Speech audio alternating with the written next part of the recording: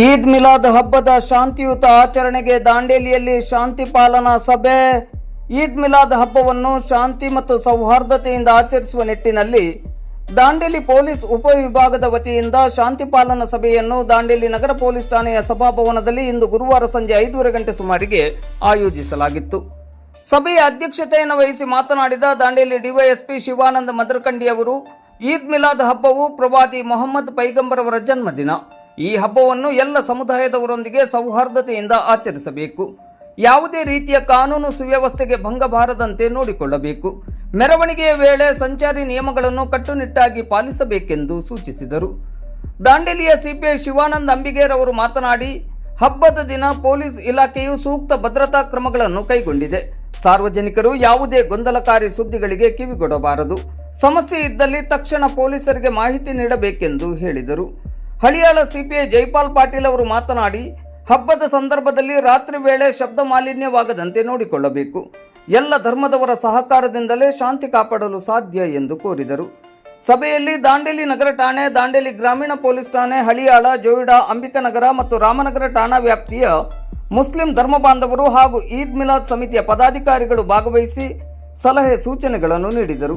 ಹಬ್ಬವನ್ನು ಅತ್ಯಂತ ಶಾಂತಿಯುತವಾಗಿ ಆಚರಿಸುವ ಬಗ್ಗೆ ಎಲ್ಲರೂ ಒಮ್ಮತ ವ್ಯಕ್ತಪಡಿಸಿದರು. ವೇದಿಕೆಯಲ್ಲಿ ಪಿಎಸ್ಐಗಳಾದ ಅಮೀನ್ ಅತ್ತಾರ್, ಕಿರಣ್ ಪಾಟೀಲ್, ಮಹೇಶ್ ಮಾಳಿ, ಮಹೇಶ್ ಮೇಲ್ಗಿರಿ, ಮಹಂತೇಶ್ ನಾಯ್ಕ್, ಹನುಮಂತ್ ಗುಡುಗುಂಟಿ, ಮಂಜುಳಾ ರಾವೋಜಿ ಮೊದಲಾದವರು ಉಪಸ್ಥಿತರಿದ್ದರು. ಟ್ಯಾಬ್ಲುಗಳು ಇರ್ತಾವೆ, ವಿಸ್ಮರಣೆ ಇರ್ತಾವಲ್ಲ, ಟ್ಯಾಬ್ಲುಗಳನ್ನ ಮಾಡ್ತೀರಿ, ಏನೋ ವಿಶೇಷ ಮಾಡಿರ್ತಾರೆ ಹುಡುಗರು ತುಂಬ ಆಸಕ್ತಿಯಿಂದ. ತೊಂದರೆ ಇಲ್ಲ, ಅವೆಲ್ಲ ಮಾಡ್ಕೊಳ್ಳಿಕ್ಕೆ ಅವಕಾಶ ಇದೆ ಮಾಡಿ.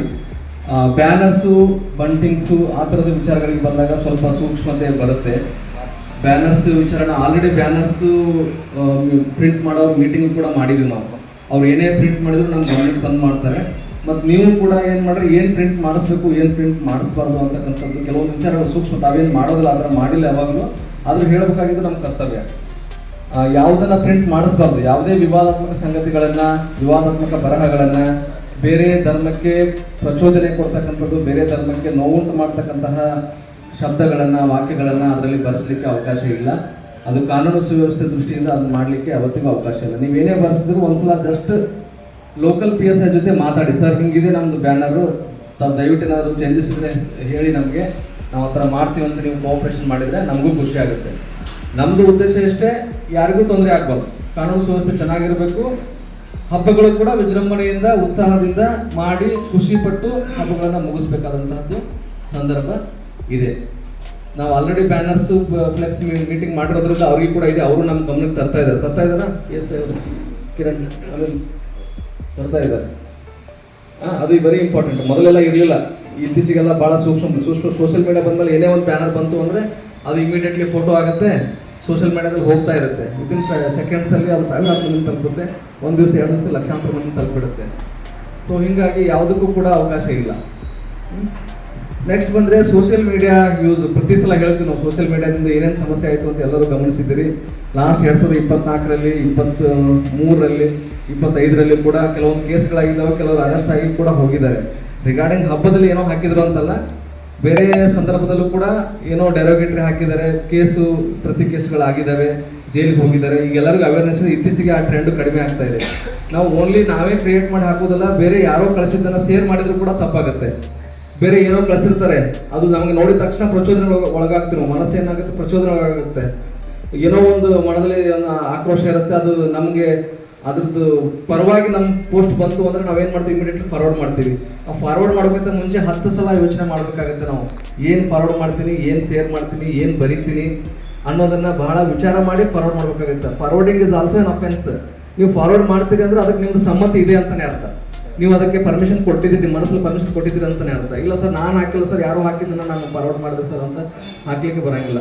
ಸ್ಟೇಟಸ್ ಫಾರ್ವರ್ಡ್ ಆಗಲಿ, ವಾಟ್ಸಪ್ಪಲ್ಲಿ ಬೇರೆ ಗ್ರೂಪಿಗೆ ಕಳಿಸುವಂಥದ್ದಾಗಲಿ, ಫೇಸ್ಬುಕ್ಕಲ್ಲಿ ಕೂಡ ಹಾಕ್ತಕ್ಕಂಥದ್ದಾಗಲಿ ಯಾವುದಕ್ಕೂ ಕೂಡ ಅವಕಾಶ ಇಲ್ಲ. ಇತ್ತೀಚೆಗೆ ನಾವು ಸೋಷಿಯಲ್ ಮೀಡಿಯಾ ಇನ್ಫ್ಲೂಯೆನ್ಸಸ್ ಮೀಟಿಂಗನ್ನು ಕೂಡ ನಮ್ಮ ಸ್ಟೇಷನ್ ಹಂತದಲ್ಲಿ ಮಾಡಿದ್ದೀವಿ. ಮತ್ತು ನಿನ್ನೆ SP ಅವರು ತಾವೆಲ್ಲ ಮೀಡಿಯಾದಲ್ಲಿ ಗಮನಿಸಿರಬೇಕು, ತಾವೆಲ್ಲ ನ್ಯೂಸ್ ಪೇಪರ್ ಓದಿರಬೇಕು. ನಿನ್ನೆ ದಿವಸ ಸೋಷಿಯಲ್ ಮೀಡಿಯಾ ಇನ್ಫ್ಲೂಯೆನ್ಸಸ್ ಮೀಟಿಂಗನ್ನು ಮಾಡಿದ್ದಾರೆ.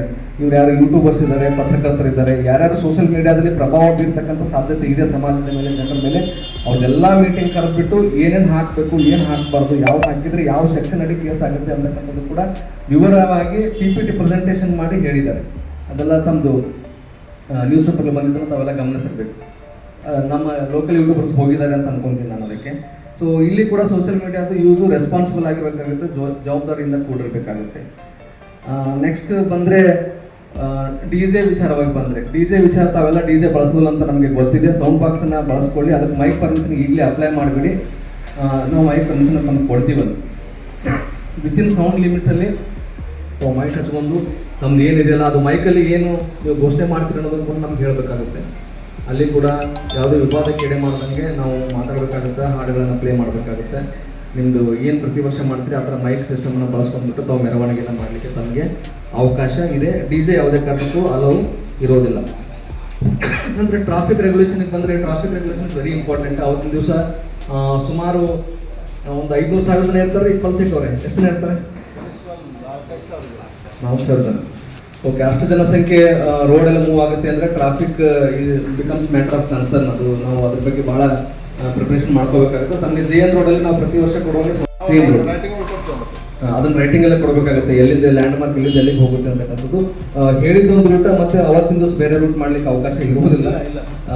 ತಾವು ತಮ್ದು ಯಾರು ಲೀಡ್ ಮಾಡ್ತಿರ್ತಾರೆ ಅವ್ರ ಮೇಲೆ ತಾವು ಕಂಟ್ರೋಲ್ ಇಟ್ಕೋಬೇಕಾಗುತ್ತೆ. ಅದನ್ನು ಅದೇ ಇದರಲ್ಲಿ ಮೂವ್ ಮಾಡಿಸ್ಬೇಕಾಗುತ್ತೆ.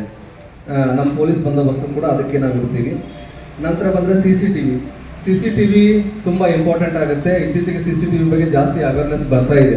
ಸ್ಪೆಷಲಿ ಪ್ರೊಸೆಷನ್ ಇದೆ ಅಂತಂದರೆ ನಾವು ಯಾವುದನ್ನು ನೆಗ್ಲೆಕ್ಟ್ ಮಾಡಲಿಕ್ಕೆ ಅವಕಾಶ ಇಲ್ಲ. ಪ್ರೊಸೆಷನ್ ನಾವೆಲ್ಲ ಈಗೇನು ಮಾಡ್ತೀವಿ, ಪ್ರೊಸೆಷನ್ ಇದರಲ್ಲಿ ಯಾವುದು ಮನೆಯವರು CCTV ಹಾಕೊಂಡಿದ್ದಾರೆ ಅಂತಕ್ಕಂಥ ನಾವು ಈಗ ಚೆಕ್ ಮಾಡ್ಲಿಕ್ಕೆ ಹೇಳ್ತೀವಿ. ನಾಳೆ ನಾಡಿದ್ದು ಚೆಕ್ ಮಾಡಿಬಿಟ್ಟು ಅದನ್ನು ನಾವು ಸ್ವಲ್ಪ ನಮ್ಮ ಪ್ರೊಸೆಷನ್ಗೆ ಕವರ್ ಆಗುವಂಗೆ ಅದನ್ನು ನಾವು ಚೇಂಜಸ್ ಮಾಡಿಸ್ತೀವಿ.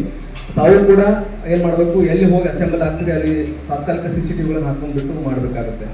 ಅದು ಮಾಡಬೇಕಾಗುತ್ತೆ. ಸಾಧ್ಯ ಆದಷ್ಟು ಮಸೀದಿಗಳಿಗೂ ಕೂಡ ಮಸೀದಿಯ ಹೊರಭಾಗ ಕವರ್ ಆಗುವಂಗೆ ತಾವು CCTV ಈಗಾಗಲೇ ಹಾಕಿದ್ದೀರಿ ಅಂತ ಅನ್ಕೋತೀನಿ ನಾನು. CCTV ಬರ್ತಕ್ಕಂಥ ದಿನಗಳಲ್ಲಿ ಸೇಫ್ಟಿ ವಿಚಾರವಾಗಿ, ನಗರದ ಸುರಕ್ಷತೆ ವಿಚಾರವಾಗಿ, ಕ್ರೈಮ್ ಡಿಟೆಕ್ಷನ್ ವಿಚಾರವಾಗಿ ತುಂಬ ಮಹತ್ವ ಪಡ್ಕೊತಾ ಇದೆ. ತಾವೆಲ್ಲರೂ ಮನೆಗಳಲ್ಲೂ ಕೂಡ CCTV ಹಾಕೋಬೇಕಾದ್ದು ಕೂಡ ಜವಾಬ್ದಾರಿ ಆಗುತ್ತೆ. CCTV ಹಾಕಿದರೆ ನೋಡಿ ನೀವು ಸೇಫ್ಟಿ ಫೀಲ್ ಆಗುತ್ತೆ, ಸೇಫ್ಟಿ ಎನ್ಶೂರ್ ಆಗುತ್ತೆ, ಸೇಫ್ಟಿ ಖಚಿತಪಡಿಸ್ಬೇಕಾಗುತ್ತೆ. ಏನೇ ಒಂದಾದರೂ ಕೂಡ ರಿಯಾಲಿಟಿ ಏನಾಗಿದೆ ಅಂತ ಗೊತ್ತಾಗುತ್ತೆ. ರಿಯಾಲಿಟಿ ಏನಾಯಿತು ಅಂತ ಗೊತ್ತಾದರೆ ನಿಮಗೂ ಕೂಡ ಅನುಕೂಲ ಆಗುತ್ತೆ.